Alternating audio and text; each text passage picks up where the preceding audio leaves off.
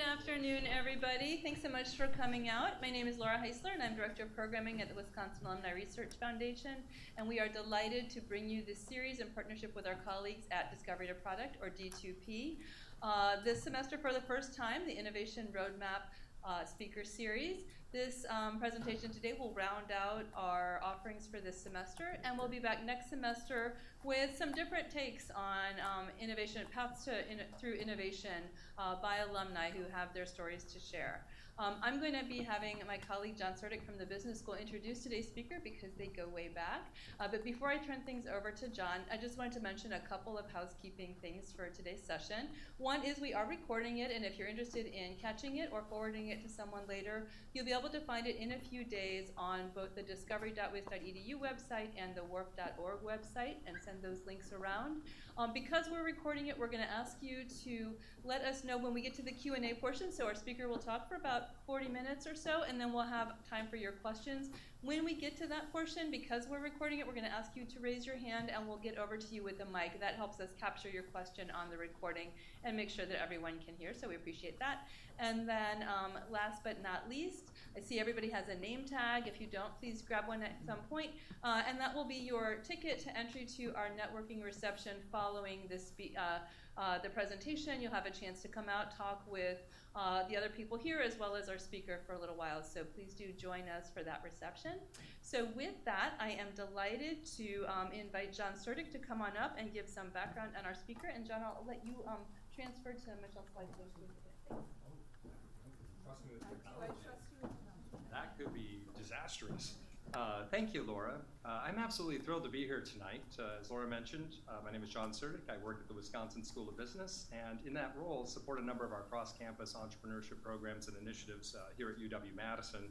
It's especially a delight for me to be here this evening because our guest today is not only an inspiring entrepreneur, but also one of our very first residents of the Entrepreneurship Residential Learning Community here at UW-Madison, now known as Startup, which I helped to launch and now lead.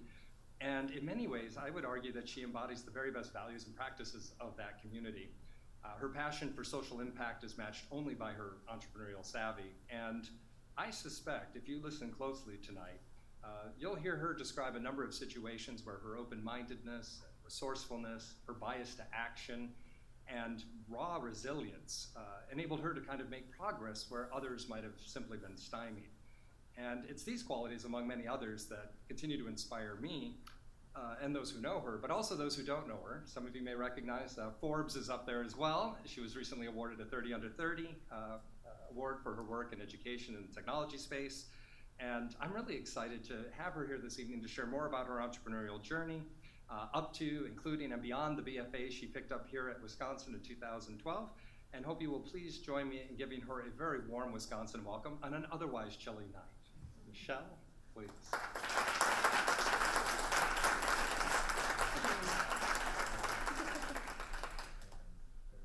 Oh, thank you.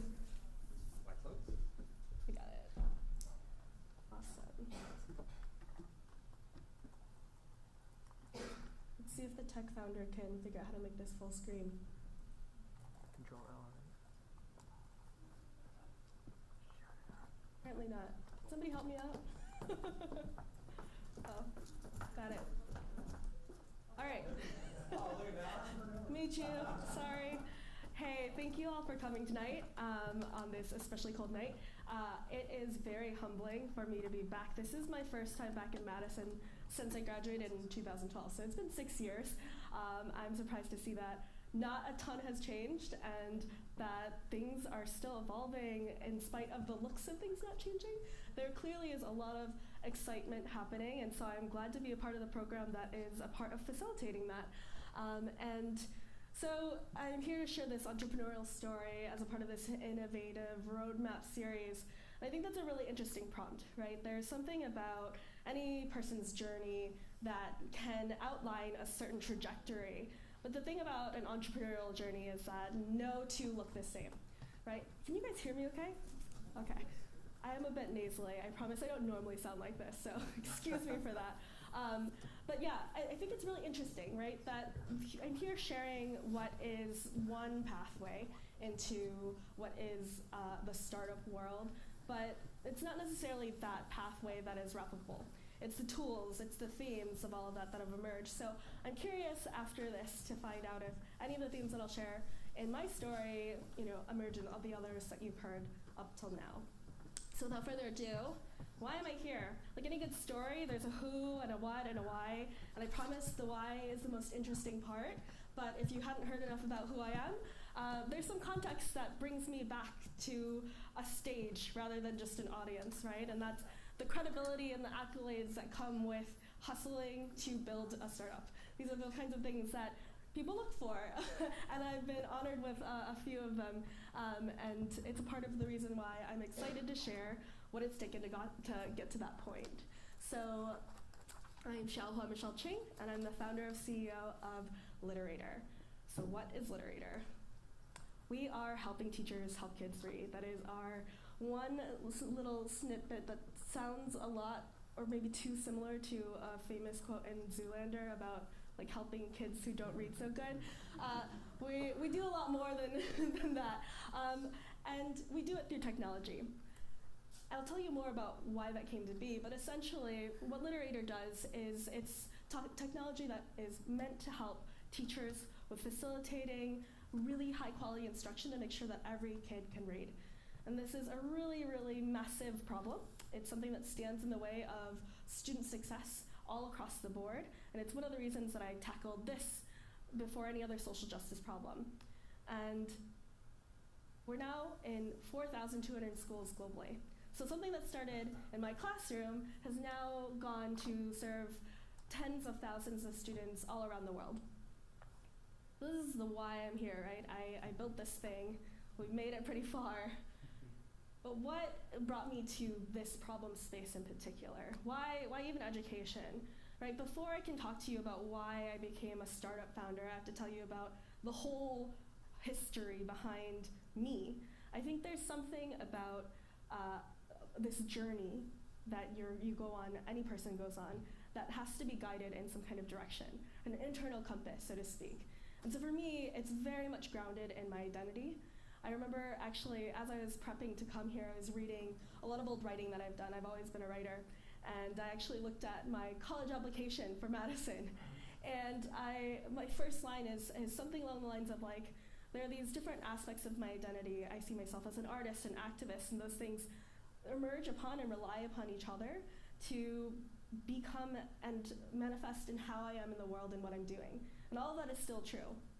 But why specifically education? Well, it starts with my family. My family came from Laos as refugees, and like a lot of other families that came from Laos in the 80s, they ended up in the warm and tropical exotic Midwest. Following manufacturing jobs, following industry, wherever it was, my parents came and started working in the factories.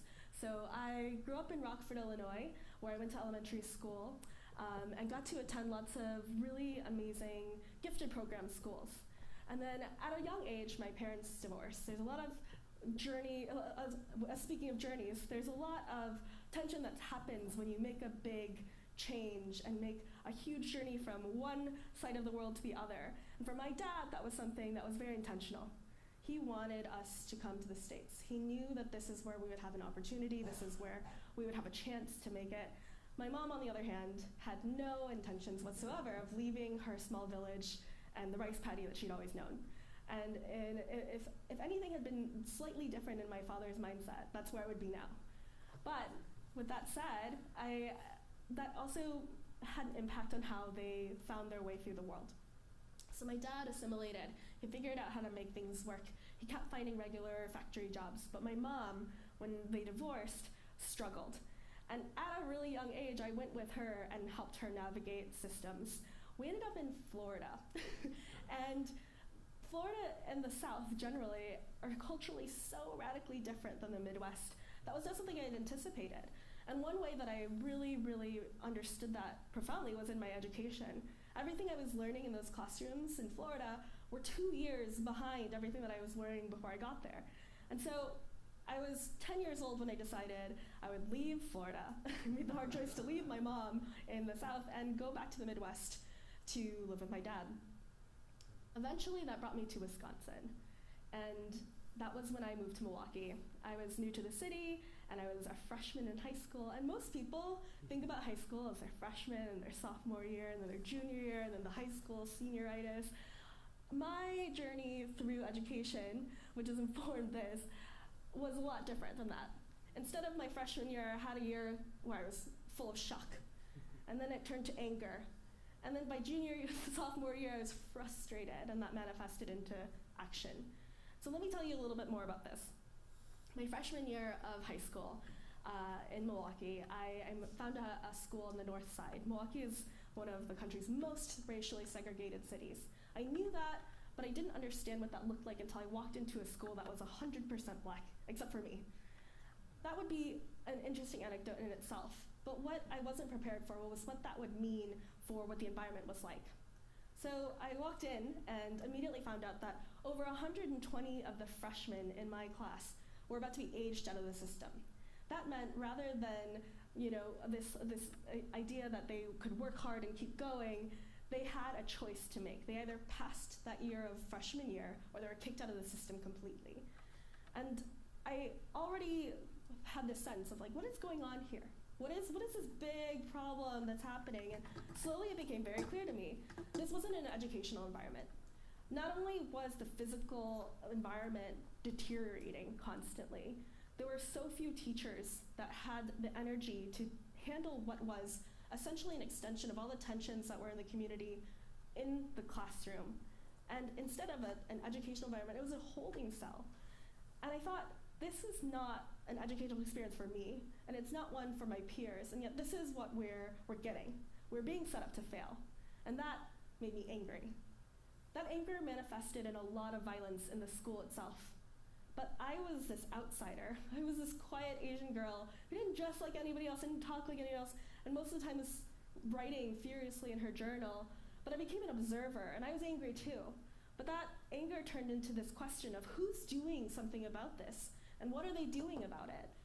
And when I realized there wasn't a lot happening there, I moved schools, not once but twice, and eventually led me to a school where the city was my classroom.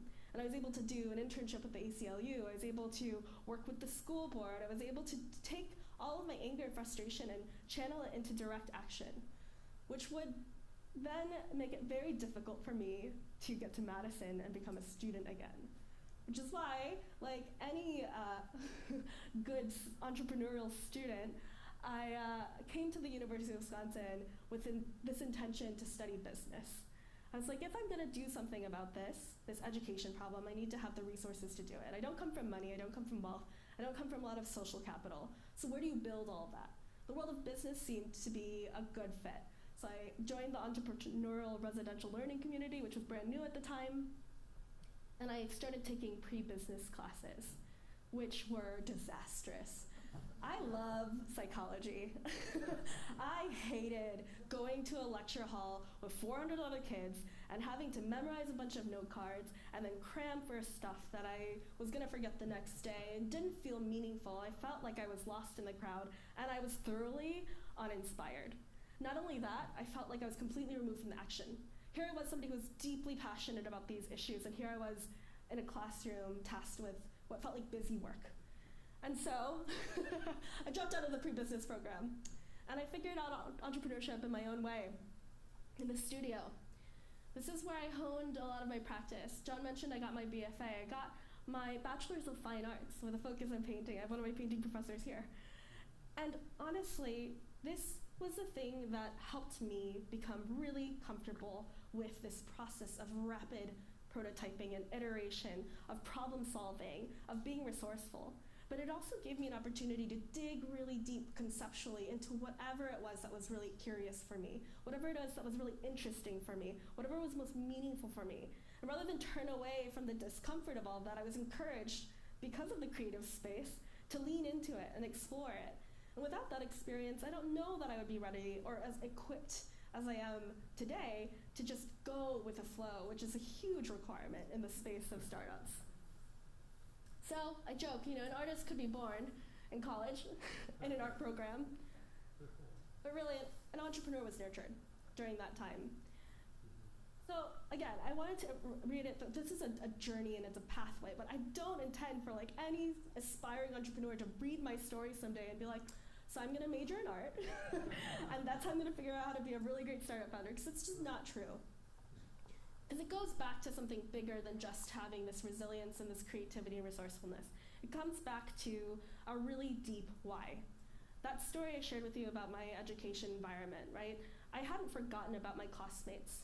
The day that I decided to move from that high school on the north side of Milwaukee, one of my classmates, David, got shot for walking in the wrong neighborhood. And I remember going back to get my things and finding the entire school in mourning and just thinking, when I leave here, that's not gonna stop. David's not gonna be the last one. And I couldn't just move away from that and forget that that was the thing that made me feel the most passionate. It's the thing that kept me up the most. And I think anytime you're thinking about why it is you're gonna spend your life trying to solve any problem, it should be the biggest problems, the things that keep you up. And for me, it was what was happening in education. And so my journey actually, in my mind, was more on a policy route. I thought, okay, where is the problem? That 14-year-old self asking questions about who is in charge of this and who's fixing it. I thought about the people in rooms that were closed, at tables that were mostly white and mostly male, rooms with political power, rooms with social power. And so I was like, I'm gonna run for office. That's what I'm gonna do. And so I did a lot of programming to try to ready myself to be this candidate that could lead. But there was one thing that was missing, which was a deep understanding and empathy for the teaching experience. I understood from a student perspective what was really challenging and how, depending on your zip code, your experience in education could be phenomenal or it could be a complete disaster. You could either be set up for success or set up for failure. And that was just implicit wherever you grew up. I wasn't okay with that.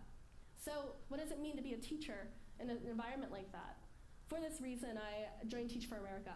This was my way, after getting an art degree, to still be able to go into a very traditionally hard to get into profession, which is teaching. And through Teach for America, I ended up teaching this brilliant group of second graders. This was my first group of students. It was this group of students that also told me that I was completely unprepared for the amount of stress and challenges that come with making sure that kids have a future and their potential is intact. And it wasn't just making them feel good and feel safe, it was making sure that they had the foundational skills to be able to do that. I thought initially that I would teach high school because that's where there's this like really ripe sense of identity and self-assessment and awareness that's forming. And I was very humbled when I got to this classroom of 7 and 8-year-olds and I realized it happens here. It happens now. They're already forming this story of self. And one thing I kept hearing over and over again with my students was that they were bad at school, or that they were dumb, or that they couldn't do it, or that they just weren't ready for it, or they weren't good kids. They were telling this story to themselves that was emphatically untrue. And I couldn't understand how I could make that real for them without making sure that they were equipped to actually be successful. And the thing that was standing in the way for the majority of my students was the fact that they couldn't read. And if you can't read by the time you're finishing 3rd grade, you're already 4 times less likely to graduate from high school. And if you factor in poverty, that number shoots up to 14 times less likely to graduate from high school. So we're talking about 8-year-olds whose next 10 years are already written out for them by the time they're in 4th grade, just based on this one singular statistic of whether or not they can read. And so as a teacher, I was thinking, I'm not the first one to teach reading. Why is this so hard? And the more that I dug into the problem, the more I went to classroom, from school to school, talking to literacy coaches and curriculum writers, the more I realized it was a basic problem of cumbersome resources that were hard to juggle, hard to access, and time, major constraints on time. And here I was teaching, but I was also in the Silicon Valley, where all around me, all these people had amazing tools to do far less interesting or impactful things than make sure that kids have futures. And so there was this moment, this critical moment where, yes, I was in the classroom, but I knew that there was a problem that I needed to solve. And because I've always been an artist and because I've always had to be resourceful, I figured out that I could solve it. And the reason that I think of this mixture of the art, the creativity, the entrepreneurial journey of this all being around design is that I think that it's just an exercise and an extension of empathy. What I was honing in on was there was a real problem and that I could solve it if I figured out how to bring the right resources together and to be creative. So how did I do that? This is a picture of me, and this is my bathroom mirror, and this is the day of a competition that I just randomly heard about as I was scrolling through LinkedIn once, and it was called Startup Weekend. Startup Weekend would bring together technologists and engineers and designers and people who were specifically interested in a certain area. This one happened to be focused on education. Here I was thinking about all these problems I was having in my classroom, namely the fact that my kids couldn't read. And here was this opportunity to channel that frustration, take some action with some other people who had the right skill set. So this was my pitch for how to solve a huge problem. I don't know if you can see that. And that huge problem was literacy. I went and I pitched at this startup weekend. In the span of 52 hours, I assembled a team of engineers. We came up with a prototype, we built it, we tested it, and then I ended up winning this competition. So this was 2 years ago. And 2 years ago, 2016? Yes. I'm like, is that 2 years? So that kind of spiraled into this other journey. I remember that Sunday night was when they announced who the winner was, and I thought, wait, do I have a startup now? Is that what's happening? And then I also had this thought, wait, no, I have to teach in like 6 hours, and I have no idea what my lesson plans are for tomorrow. So that was a day. But that would snowball into what was testing and prototyping in my classroom while working with engineers. One thing that became emphatically important was finding the right people to work with. The group of engineers that I first found had the chops to build whatever I needed, but they didn't have the heart. At one point, one of the engineers said, listen, I know you care about like equity or whatever, and he actually put air quotes around the word equity, and I was like, equity is the only reason I'm in this room, right? It was something that was critical to the whole point of leaving the classroom and then entering into this world of technology. And one thing I realized was I needed to bridge those worlds. It no longer was just about building an ed tech product, but it was furthering this advocacy work that I had already wanted to start and doing it in another space that was mostly white and mostly male and had lots of power. And so there's this sense that I'm continuing on this same journey, right, with the same compass, the same roots to the problem and my passions, but in a very different way. Through building a tool that is useful to teachers, that we can build revenue off of, that we can scale a company off of, and now practice basically empathy, but through technology and through startup and entrepreneurial work. And so there's an opportunity here, I think, for so many other problems to get solved. I think one thing that is really critical is that it's not just about solving a problem, but solving a problem that's deeply personal.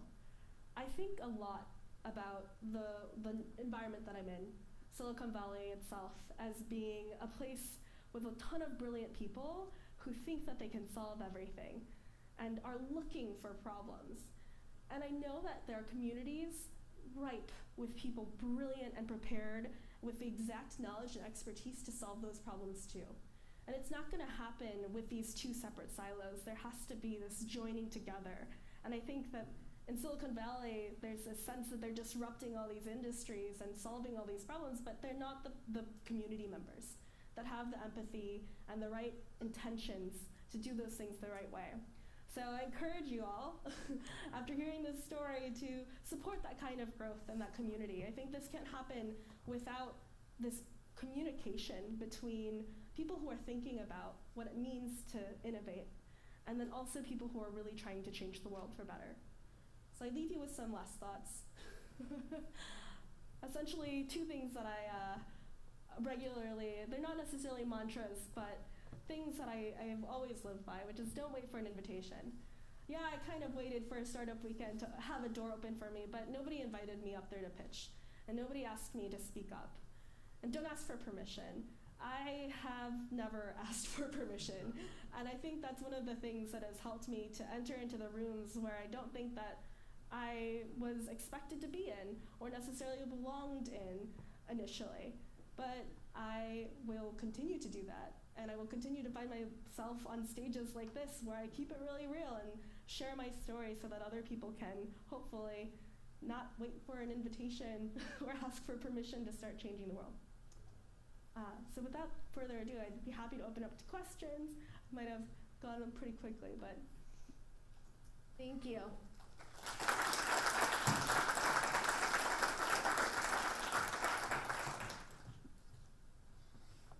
There's the mic. Oh, I'm sorry about that.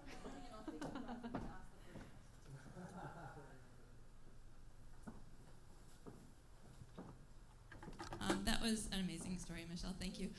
Can you talk a little bit about your product and what the revenue generation looks like? Where do you get the money, and then what happens to it? Yep, yeah. So what Literator does is it actually guides the direct instruction. It's a teacher-facing tool. One of the things that we really were thoughtful about, with equity at its core, we made sure to be as inclusive and accessible in our design as possible. So what we did was we built something that could be used in a school where not every single kid has an access to a Chromebook or a laptop or a device. We built something that teachers could use on their smartphones right away to start working with students in their classroom. So what Literator does is it's an app that any teacher can start using. They input their students and their reading levels, and Literator creates this profile that tells every single teacher what every single student needs based on where they're at with their literacy level.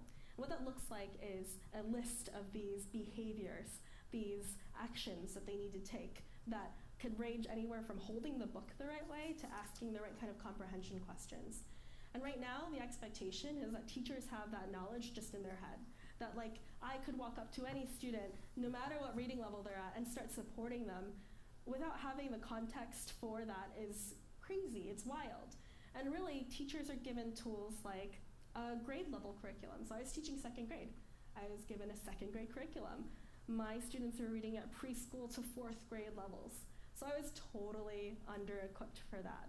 So as a result, I had these cumbersome resource books, these binders, things that I had to find on my own, things that I had to create on my own. I was already swamped. Teaching reading is just one thing out of 100 other things you have to do as a teacher. And so what we're trying to do with Literator is replace this need for teachers to be the ones that are trying to get that. Again, going back to that sense of empathy, right? I wanted to make lives of teachers easier. I wanted to figure out what we could eliminate out of their practice that they didn't need to create on their own over and over again. And that was one of the things that made it a really smart solution. It was something that they actually needed, that they actually wanted. The other thing that it does is it collects data. So as teachers are using this to guide their instruction, they're also making these observations. These observations are things that you wouldn't get from a test of these students. And you're getting it in the moment. You're getting it because you're having a relationship with that student while they're reading. And so in the moment of instruction, they're collecting data, they're getting these insights on how to teach this student. And what we do is we create these reports for schools. So at the end of the day, a school might find out basically what they're all struggling with, what their students' needs are, what the professional development looks like for teachers, and that's all based on what happens in the moment of instruction rather than waiting for testing.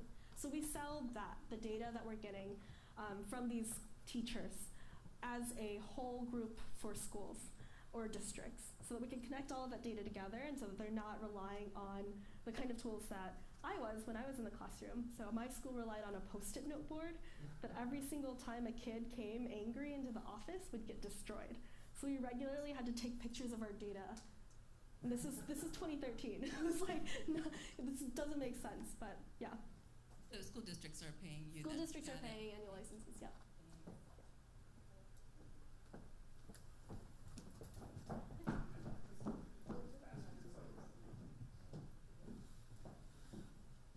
I hear you talk a lot about schools. Is this capable to be put into like community centers and after-school programs? Yep, yeah. So this is meant any place where there's instruction happening for students.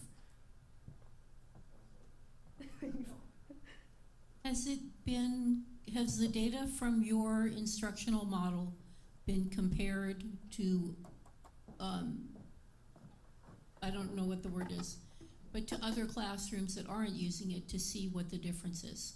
Yeah, so it's one of the things that we're collecting right now.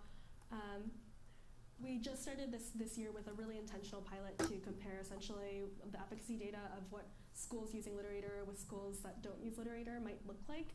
But even just compared to other programs that are meant to support the same kind of work, Literator is blowing the competition out of the water. Is that how it goes?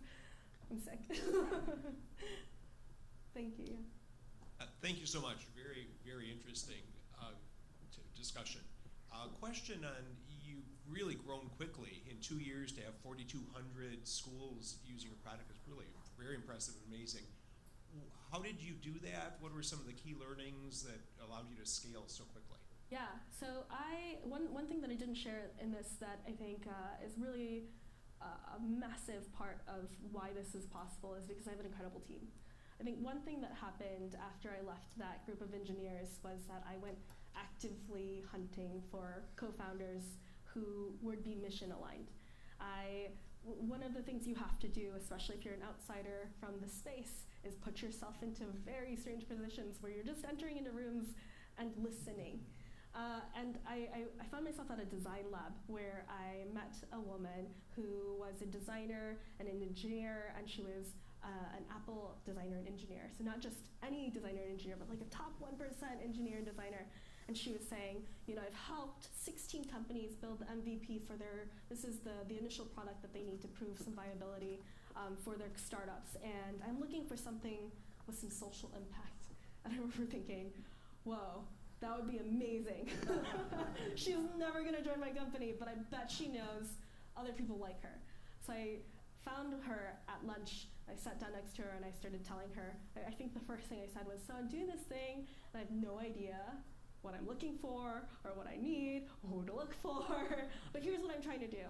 She agreed to get coffee with me and essentially was like, listen, I need a job, but my friend Jeff could totally build everything you're trying to do, and he's looking for an opportunity. He's also a really great entrepreneur. He's already had an exit. You should talk to him. And when I reached out to her to connect to him, she actually said, I've been interviewing with a ton of other companies, and nothing has moved me the way that the reason you're doing this and why you're doing this has moved me. So let's get you to the point where you can pay me. And she ended up joining me. And because of that, I had this currency to get Jeff to join me. And so all of a sudden I went from having no co-founders to going on a limb, shooting for the moon and asking the best engineer I'd met to date to join me, and then getting not one but 2 co-founders. And they started full-time immediately. So one of the things that having 2 full-time co-founders can do, especially if they're technically savvy and can develop, is having a product that you can ship really fast and being really, really iterative really early on. So we were able to launch something within the first 6 months of working together full-time. And I was still in the classroom, so I was able to pilot it in my school and then in my district. So that was our first 100 schools. After that, we vetted that it was solid and we could put it out there, and then we put it on the App Store, and we put it on the Android Play Store, and none of us know anything about marketing or sales, so we did nothing else. We just let it go. And lo and behold, we would wake up some days and find out that 12 people had signed up in Arkansas, and we're like, whoa, that's awesome. How did that happen? How did they hear about us? And this just kept happening, and eventually we turned off the notifications because we were getting tired. At first it was really exciting every time somebody signed up. Now it was just happening so often and with such frequency that we were like, now we just need to investigate what's going on. And because we've been super product focused, I think we're just iterating constantly and making something better and responding constantly to our users, that it's all been through word of mouth. We've done 0 paid marketing up until this point. And when I said global, I really mean we have customers in Saudi Arabia and Brazil and Australia.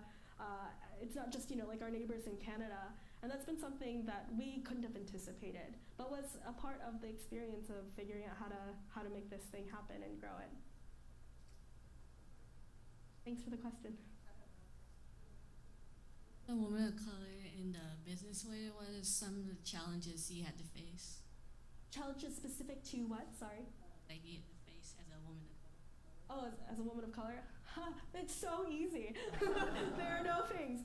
I think that there is a lot that is actually a benefit. I get really weary when I hear people say like, oh, I personally haven't had a lot of issues. It's not true. Bias is implicit in every interaction that I have. I think the report came out from Harvard Business School about the way that venture capitalists talk to women founders versus male founders, and they would ask risk-oriented questions to women and then ask about the potential from men. And this happens constantly. I talked to one male co-founder, colleague of mine, not in my company, but at another company, and he said to me as I was like complaining about a really rough day, and he was like, nobody ever asked me why I ever started this company. And it was because he had gone to MIT and he had built stuff before, and he was a guy that studied science. And I think it just makes sense that somebody like that would build a company. Every single time I sit down to talk to somebody, I have to explain why I'm doing this. And I happen to have a really solid reason why, and it comes from a place that's deeply personal. But there is something very interesting about the fact that that's not a question that gets raised right away. But I think one thing about having the perspective that I do is that I know that every single time I get further and further in this space, anytime I sit at a table where I'm the only one that looks like me or sounds like me, the more emphatically I feel I need to be myself. And I need to make sure that I am not code switching into any other kind of person that makes them feel more comfortable with my ideas or what my intentions are. And I think that I said this actually 2 years ago. I was on a panel and I said, I'm gonna keep keeping it real. And if that works out and pans out, you guys will keep seeing me on stages. And this last month, I actually ended up in Moscow on an international stage with a translator in my ear, doing the same kind of talk and realizing like it works in your favor when you own the fact that you are different. That authenticity is not something that anyone can just conjure up. It's not something that people can create. It's something that people find real and it resonates with them. And so as much as it's challenging to not fit the mold, to not be like John, a tall white guy that went to Stanford, right? It would make it a lot easier for me in Silicon Valley, but that's just not the case. And I think that it's something that I own and that works for me, but I will never say that is not more of a challenge, and it's not one of the things that I question all the time as a deterrent from other things that don't pan out. Thank you. Can I ask you a quick question? Sure. Since I'm a tall white guy from Stanford, I can do this now. I'm kind of interested in how you built your mentorship network, because you've been talking about the technical expertise and things you need to build this venture, and you're working with notoriously difficult customers, institutional customers with slow acquisition processes, glacial, that's an excellent word for it, a challenging funding environment, privacy regulations, all these other things. And I'm wondering, beyond the coders and whatnot, who do you turn to, or how did you curate the collection of people you look to for advice when you encounter challenges, between funding and the customers and anything in between? Yeah, it's interesting. You would think that I have like this huge crew of founders, and I think one thing about being in ed tech is that it is emphatically grounded in education, and you'll find that people who are drawn to education are in it because they care about people. And so with that, it's a pretty friendly environment, even if it is a marketplace and we are in competition. So yeah, there are definitely co-companies in this ecosystem that I have found really supportive and have made tons of inroads and connections for me. But honestly, having a really diverse group of people who don't care at all about startups and about building companies is really grounding. I think it really puts into perspective. One thing that I think is really, really celebrated now and is kind of the heartbeat of the talk in Silicon Valley and in startup culture is like this hustle where you live, breathe, and die by your startup. And I don't believe in that. I think that what we're trying to do is really powerful and important and impactful and could have a lot of potential, but it is not my identity. My identity guides it and it roots it, but it's not who I am. It's a platform for me to do that work, right? And so outside of that, I'm very protective. I still paint all of the time. I'm still making art, and I still have friends who could care less that I'm building a startup. And it's really humbling and grounding, and I think it's really important. I have a question. Did you go to Silicon Valley because you knew that you needed to be there to do this? Or did you go there and then realize this was a place you could do this? Did you need to be there? So I was very intentional about Oakland. I wanted to be in Oakland because it was, for me, the place where social justice had deep history and where art and activism was very alive and well. And for me, those were the two things that were constants in my life. And in my mind, I was going there to do policy work. I was gonna go there and learn from the most brilliant, badass politicians that there were right now. And it wasn't necessarily about Silicon Valley. That was an afterthought. It was kind of something that I realized was the real environment there. That, unfortunately, is the culture of the Bay now. No longer is it just, where the Black Panthers started, but it's where Google and Facebook live. So I think part of me realized that the power dynamics were shifting.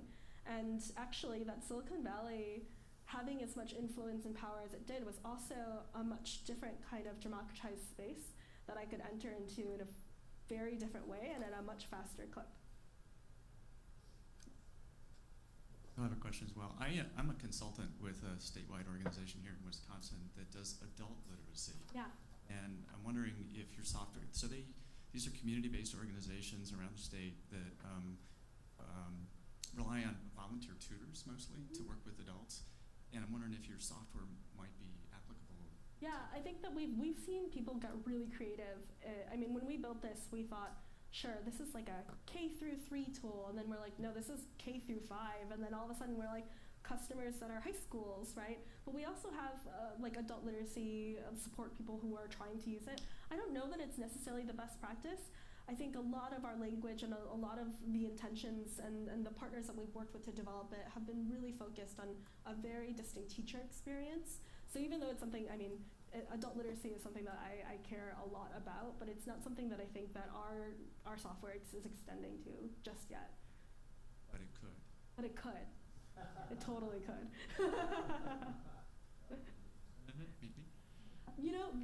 So one of the things that's really interesting about what we're doing is that we're really focused on this big piece of the puzzle for education, which is data.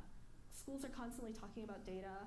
Education and nonprofits that are invested in student performance are constantly talking about data, but nobody's really good at collecting data, and they also often try to do it through testing. And what we're trying to do is integrate instruction and data collection at the same time and have that be a really innovative model. And if we can do that more so in all these other different content areas, even outside of literacy, it's one of the things that we're thinking about the potential for that to then inform using machine learning and AI to basically tell teachers what to do next, right? You've seen this, you've observed this, here's what you can focus on next. We're really thinking about that level of accelerating in the space of K-12, mostly because I don't want to end up with the problem of adult literacy. If we're successful, that's not going to be something that we have to solve in 20, 30 years. But it's a huge population because it all is. these people Yeah. thrive in our environment. So, anyway. Totally. Thank you. Thank you. My question was on the data acquisition and the data input. So kind of actually was during your conversation when you were speaking, you said about the teachers entering the data. What kind of learning curve is it for the teachers to learn that? And is there a consistency so all the teachers are using the same language, quote unquote, type of thing? And how did you come to that? Yes, yeah, thank you. That's a great question. So one thing I didn't share about Jing, who is my amazing co-founder from Apple, is that she also designed Safari. So her whole sense of how she thinks about design is to make it as straightforward as possible. So you know exactly when you're going to close something, you know to go to a corner. There's a lot of logic there that is implicit. She has a lot of expertise in human-centered design. And so when we built this, we built it to be as intuitive as possible. The way that you collect data in that moment, an observation, is a swipe. So there's a reason when I start talking, I start moving my fingers, because I'm like, when you're talking about this, it's literally just they did it, or they didn't do it, or they're struggling. And the language is teacher-created language. And it's all standards aligned about behaviors and actions, rather than a specific set of standards from Common Core or a curriculum or something like that. That being said, it's based on the best research that there is in literacy education in terms of the foundational skills all the way to complex comprehension. And that's something that we were really intentional about. So it is really, really informed by lots of research that we didn't just create on our own, but is distilled down in a really simple way where there is a common language. And it's really broken down so that not only can a teacher start using it in that moment right away, but it's accessible by the student that they're working with at that level that they're at. And it's consistent so that you can use the data. Exactly. And actually that happens automatically. So one thing that I kept repeating over and over to my co-founders who knew nothing about education when they first started. Jeff, my engineering co-founder, thought that like schools gave kids ID cards and that's how they paid for lunch and they just swiped everything and that's how they did attendance. And I'm like, what Jetsons world do you live in? Like, that is not how school looks. I actually made him sign up to be a substitute teacher.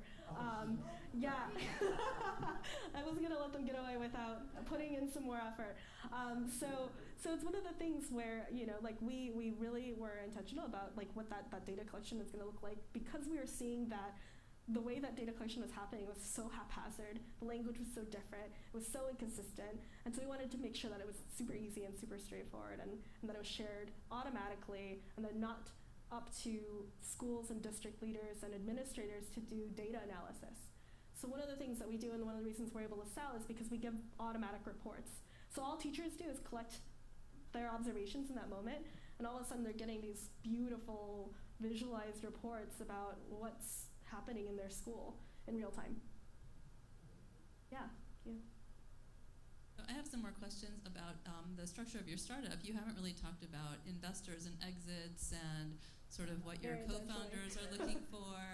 And yeah, you share whatever you can. And then what's next for you after what I imagine is an exit that you're beginning to look towards? Yeah. So we have been bootstrapped, which is a phrase that means we have not taken any outside investment. And so for a startup that's been around for 3 years now and has the traction that we do, a product on the market that's generating revenue, international traction, growth, it's a lot to do without taking outside investment. One of the questions that was asked earlier was about, you know, the challenges that happen with being a woman of color. It's not just that I'm a woman of color. I'm coming from outside of tech.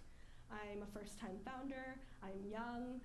And there are a lot, I got an art degree, right? There are a lot of questions there for a lot of people who are wondering about my credibility. And yeah, I can make a Forbes list and I can win a bunch of awards, but that doesn't necessarily translate to what for venture capitalists means risk is devalued, right? So it was really critical for us to get as much traction as we have before we even considered really trying to go after a raise that would be what we deserved. And so we're doing for the first time right now a formal raise. We're trying to raise 1.2 million, which actually for a seed round in the Silicon Valley isn't that big. And for what we're trying to do, actually would take us to a point where, you know, we're confident we could start generating $1 million annually in revenue. So it's one of those things that we have learned to do a lot with very little. We're very scrappy, and we continue to be, but we want to be able to scale. We know we can be competitive. So the goal isn't to just stay bootstrapped. We're not trying to build a lifestyle company. I think one thing that you might get a sense of is well, it's right here. I don't ask for permission, and I'm not going to wait for an invitation to be able to take on what I think is the big problems that are holding education back from innovation. And I really think that that's having a marketplace that's really, really tied up right now by some legacy, you know, providers. And I think that that's one of the things that we're trying to take on, and we have to scale to be able to do. I'm curious about the demographics of your tool. Have you been able to reach out to those inner city kids that you went to school with, and how do you target them? Yeah, so that's a great question. I mean, it's one of the things that, you know, we've thought about really in earnest. You know, like if we're building this tool and we're not being super intentional about like spreading it out there, how is it getting shared? And what are the things that we're doing in order to make sure that, like, yeah, it's accessible in the first place to those schools where the high need is there, where there's a lot of trauma, where there's the paralysis of poverty that is, you know, for lack of a better word, suffocating entire communities. We wanted to make sure we're getting into those spaces, and how are we doing that? So one of the things that we did actually in Oakland was we partnered with a local foundation to basically have a really strong, really intentional, really connected relationship with a cohort of schools that were identified as being super high need. And the reason for doing that with just a small group of schools was to figure out what would be the biggest barriers to implementing once they had the tool. And also, what actually were we doing to solve the problem if we were doing it at all? And I think one of the things about that we learned was that, it's not just about having a really great tool that is effective. It's also about understanding and continuing this practice of empathy about what those challenges are in those spaces. And I think we learned a lot from that, and that's been a part of what's informed the way that we reach out and work with schools. We have on our website a way that if there's a school that's super interested in what we're doing, that they can apply for financial need and try to get this if they can't necessarily pay for it. We are doing a crowdfunding campaign right now to make sure that we can service all of those schools.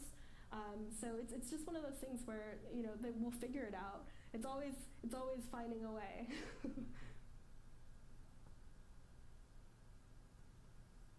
2 more questions, and then we'll wrap it up. If there are 2 more questions, I can tell you my favorite book. I cannot tell you. Don't ask me that. There's one back there. I do like Rules for Radicals. That was a good book. So have you tried with ESL students and also students who have special needs because they have a hard time, Totally. I think one of the things that has been really exciting about what we've built is that we actually fit really, really well into this realm of servicing students with special needs, especially if they have a lot of, one of the things that they could put on is an individualized education program, which means there are a lot of really specific things that teachers need to make sure that they're helping those students with that are really hard to track. And we happen to be a data tracking tool. So one of the things that we've been able to do, not just with students with special needs, but also with English language learners, is take those same skills and behaviors and put them into our system so that they're at the fingertips of a teacher when they're working with those exact students. Great question, thank you. Last question? Oh. I'll take that one too. So are you still aiming for political office, or is that? Yeah. Great, good. I mean, one thing at a time, but given the climate of everything, I think more women should run for sure. More women of color should run. I think that there's a thing out there that says women especially need to be told at least a dozen times that they should run for office. So yeah.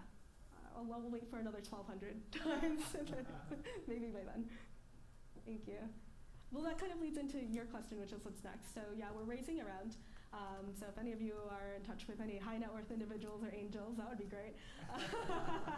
But other than that, we're really trying to scale.